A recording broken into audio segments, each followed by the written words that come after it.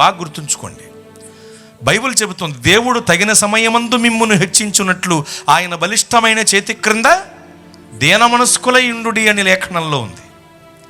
ఎవరైతే ప్రభు చేతుల్లోకి వస్తారో, ఎవరైతే ప్రభు చేతుల క్రింద దీన మనస్కులై ఉంటారో వాళ్ళు ఖచ్చితంగా తగిన సమయమందు హెచ్చింపబడతారు. బాగా ఆలకించండి, మన దేవుడు తగిన సమయమందు హెచ్చించే దేవుడు.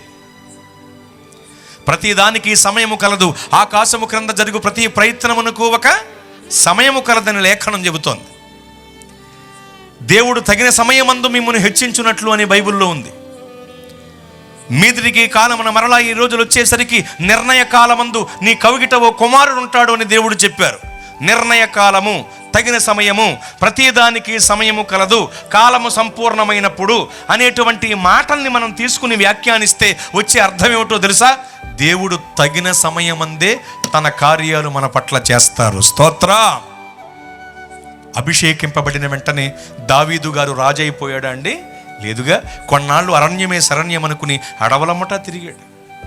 ఆ తరువాత తగిన సమయమందు 12 గోత్రముల ఇశ్రాయేలీయులను ఏకఛత్రాధిపత్యంగా పరిపాలించే మహారాజు అయ్యాడు.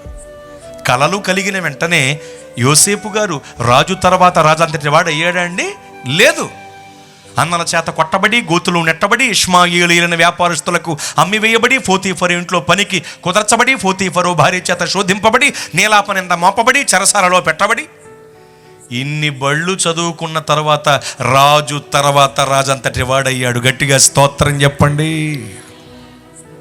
ఇప్పుడు చెప్పండి ప్రియులరా, దేవుడు ఏది చేసినా తగిన సమయమందు చేస్తారు. తగిన సమయమందు దావీదు గారిని హెచ్చించిన దేవుడు, తగిన సమయమందు యోసేపు గారిని హెచ్చించిన దేవుడు, తగిన సమయమందు నిన్ను కూడా హెచ్చిస్తారు.